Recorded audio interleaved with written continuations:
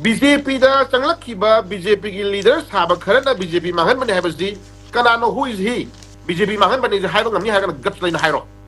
tarage ko tarage BJP da ngasi BJP phawar phata bai bisi bai thabang na taka daw bani ngasi praja ki miyam na ngasi nganga iba haira iba laurai iba khongai mayam jung se ngasi kanano pibu khudul no BJP ki manung da phata ba mi leire BJP mangan mi leire hai taragadi BJP nungsiyo pa makangbu khara thopiro let's see yengasi kan biro Manipur kan biro imane ba kan biro praja ke ong ubiro moi ma seng gi oiba political drama moi ma seng gi oiba राजनीति की हुंदो हुन तोंना बना मरम मरकांदा प्रजादा चमरम हनबी गनो बको कांग्रेस फै फते हाबसु मियाम ना खंगी BJP फै फते सु मियाम ना खंगी कुकी टेररिस्ट इलीगल इमिग्रेंट ओइबा Kuki terrorist खराना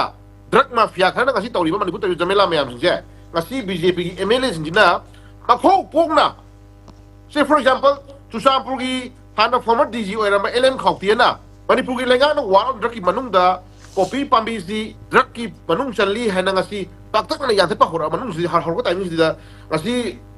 susam pugi MLA obi ba dugu LM khawtiya na sana hema lay phajabagi thai hai ne bako ha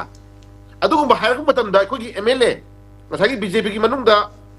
BJP dai songsil ko ato party di chong fo egera chong ta bo egera BJP bu nungsi ba yauri ba dugu ba BJP ki damak da koi ngak ta thang tham ju koi sila ga ga jani ba dugu MLA jingduna adugu MLA jingduna ngasi LM खाउतिना हाय को हमदो तौगनो मणिपुर थुगायना सिंगनो गा हाय बयजे कु थांखि उब्रा बखै यावब्रा बा Moina मखौ पोंना ngang mangami se ai last week na hijauge part amadi lei maram di praja se oina lai ra halle ko semilon da lai ra halle hingmagi lambi da lai ra halle any thab khuding da lai ra halle ne ka dawre moina ngasi tali pisa mayam ni na praja mayam je paisa tor lai ni ko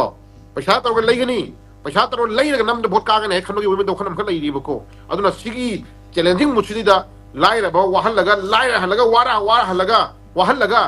पैसा पीरा vote कानी खनम दु कोम दि लेरि बसिमा थमजरा का नमदो खरा मखै Yagi Basu याय को तबु तो मतलब हम लाकनी ईश्वर ने पोट नै दुना प्रजा रसोई नमदो पराम तमे खै होजै थमजगे